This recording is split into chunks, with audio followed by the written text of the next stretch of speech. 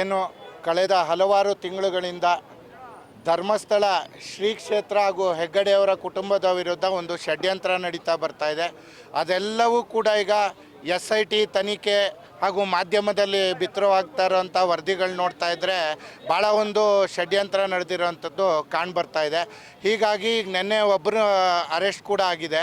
ದಿನನಿತ್ಯ ಏನು ಕಳೆದ ಹಲವಾರು ತಿಂಗಳಿಂದ ಹಿಂದೂಗಳು ಹಾಗೂ ಹಿಂದೂ ಪವಿತ್ರ ಕ್ಷೇತ್ರಗಳ ವಿರುದ್ಧ ಒಂದು ಕೇವಲವಾಗಿ ಮಾತಾಡೋವಂಥದ್ದು, ಎಲ್ಲೋ ಅಜ್ಞಾತ ಸ್ಥಳದಲ್ಲಿ ಕೂತಂತ ಅನ್ಯಮತೀಯ ಒಬ್ಬ MD ಸಮೀರ್ ಅನ್ನೋನು ಎಲ್ಲಿಂದ ಬಂದವನು ಅಂತ ಗೊತ್ತಿಲ್ಲ, ಅವನು ಎಲ್ಲಿ ಅವನು ಅಂತ ಗೊತ್ತಿಲ್ಲ, ಕೂತ್ಕೊಂಡು ಯೂಟ್ಯೂಬ್ ವಿಡಿಯೋ ಮಾಡಿಬಿಟ್ಟು ಬಾಯಿಗೆ ಬಂದಂಗೆ ಮಾತಾಡ್ತಾನೆ.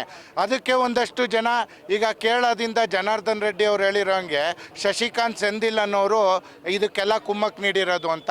ಅದ್ರ ಜೊತೆ ಕೋಟಾ ಶ್ರೀನಿವಾಸ್ ಪೂಜಾರಿ ಅವರು ED ತನಿಖೆ ಆಗಬೇಕು ಇದಕ್ಕೆ ವಿದೇಶಿ ಫಂಡ್ಗಳ ಬಗ್ಗೆ ಅಂತೇಳಿ ಹೇಳಿದ್ದಾರೆ.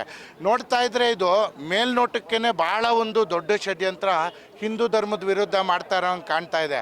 ಹಾಗಾಗಿ ಇವತ್ತು ನಾವು ಭಾರತೀಯ ಜನತಾ ಪಾರ್ಟಿ ಚಾಮುಂಡೇಶ್ವರಿ ಕ್ಷೇತ್ರದಿಂದ ಇಲ್ಲೊಂದು ಸಾಂಕೇತಿಕವಾಗಿ ಪ್ರತಿಭಟನೆಯನ್ನು ಹಮ್ಮಿಕೊಂಡು ರಾಜ್ಯ ಸರ್ಕಾರಕ್ಕೆ ಮನವಿ ಮಾಡ್ತಾ ಇದ್ದೀವಿ.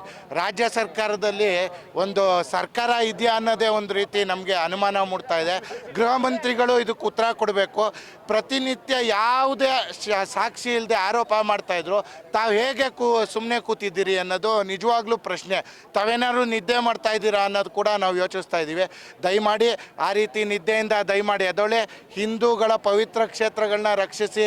ಇಲ್ದೇ ಕಾಂಗ್ರೆಸ್ನವ್ರಿಗೆ ನೇರವಾಗಿ ಹೇಳ್ತೀನಿ, ಏನೋ ಈ ಬಾರಿ ನೀವು ಅಧಿಕಾರಕ್ಕೆ ಬಂದಿದ್ದೀರಾ, ಇದು ಶಾಶ್ವತ ಅಲ್ಲ. ಹಿಂದೂಗಳೆದ್ರೆ ನಿಮ್ಮ ಪಕ್ಷವನ್ನು ನಿರ್ನಾಮ ಮಾಡ್ತೀವಿ ನಾವು, ನಮ್ಮ ಹಿಂದೂ ಧರ್ಮದ ವಿರುದ್ಧ ಹೋದ್ರೆ ಅನ್ನೋ ಎಚ್ಚರಿಕೆಯನ್ನು ನಾವಿವತ್ತು ಈ ವೇದಿಕೆ ಮೂಲಕ ಕೊಡ್ತಾ ಇದ್ದೀವಿ.